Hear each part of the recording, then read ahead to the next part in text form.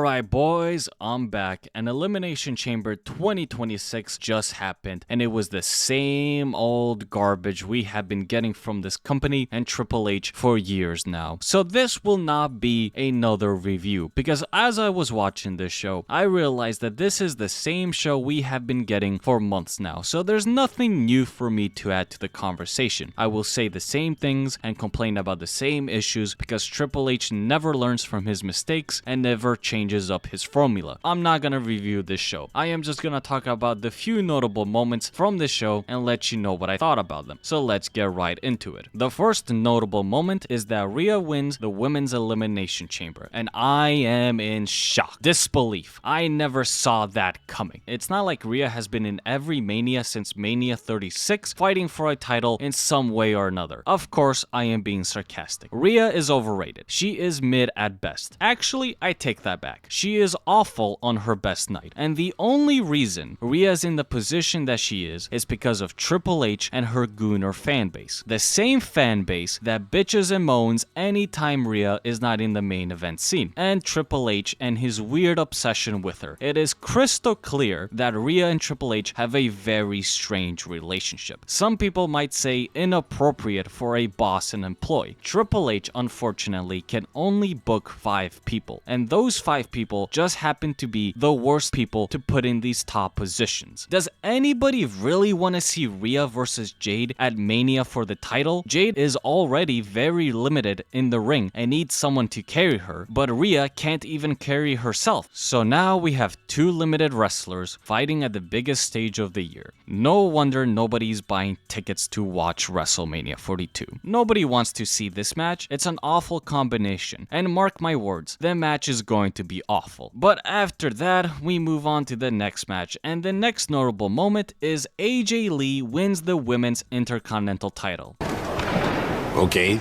The AJ experiment is over. It's dead in the water. AJ is a relic from a time long forgotten, and there is nothing to her anymore. She hasn't evolved or changed with the times. It's the same gimmick from 2012, and nobody cares anymore. So this isn't gonna do anything. Let's just move on. The other notable moment, CM Punk regains the title. Okay, of course he regains the title. There was no way this company was gonna put the title on Finn Balor so close at Mania. Punk versus Roman is the only match that is confirmed for WrestleMania 42. So there's no way they're gonna take away that match from us. And this match already happened. Punk versus Finn happened on free TV on Raw a few weeks ago. But now for some reason we had to pay to watch the match. What is happening with this company, and what is Triple H even thinking? Let's move on to the main event. And the main event had 3 notable things happen in it. So let's go through all of them one by one. The first thing, LA Knight fumbles once again. And this is a big fumble. This is a huge choke. He was going for a move off the ropes. All eyes were on him. The camera was on him. Everybody was behind him. Everybody wanted to see the move, and the guy slipped. He slipped and didn't hit the move. He tried to save it, but there was no saving it. He failed in front of everybody. I am a big LA fan, but this is not doing him any good. This fumble was big, and it should have never happened. A damn shame. Let's move on to the other moment. Seth Rollins is revealed to be the masked man. No surprise there,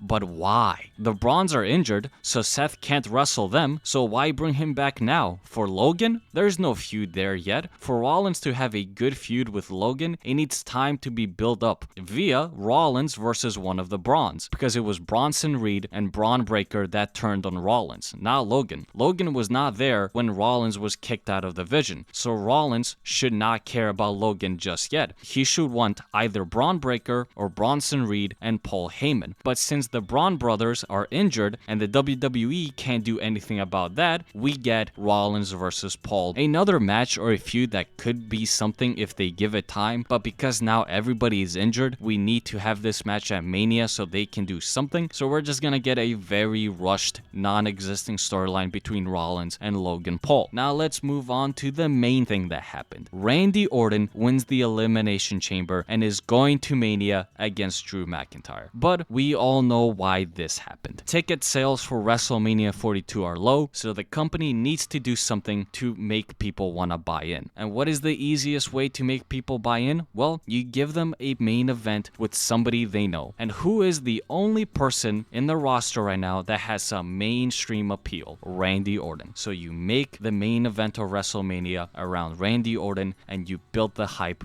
around Orton. But because this is WWE under Triple H, this will of course be ruined. And this is how I believe Triple H is gonna ruin Randy Orton's main event. So after the show, Nick Aldis came out and he made a match between Rhodes and McIntyre on SmackDown for the title. First of all, Rhodes lost the Elimination Chamber. So why is Cody the one that's getting a title match the very next week? It just makes the Elimination Chamber feel worthless if the guy that lost it can still get a title shot. But whatever, Triple H is running the show, so there's no logic to be found. So this is exactly what's gonna happen. Drew McIntyre is gonna cheat in some way or another, and the match is gonna have a dirty finish. And then Cody Rhodes is gonna put himself in the main event with Randy and Drew McIntyre. The same exact way Rhea Ripley put herself in the title match at WrestleMania last year, they're gonna do the same thing, but this time it's gonna be for the men. So it's gonna be a triple threat. It's gonna be Rhodes, Randy, and Drew McIntyre for the title. But, we also have Jacob Fatu. So somehow, Jacob Fatu is most likely also gonna be put into this match, so it's gonna be a fatal four-way. That is what most likely will happen at WrestleMania 42. Randy Orton is not gonna get a clean one-on-one against Drew McIntyre. Cody Rhodes and Jacob Fatu are gonna somehow find themselves into this match because it's Triple H, and Triple H cannot even handle the thought of not having Cody Rhodes at the main event of WrestleMania. This show was a waste of time and nothing has changed. It is the same shit over and over again. Thank you for watching.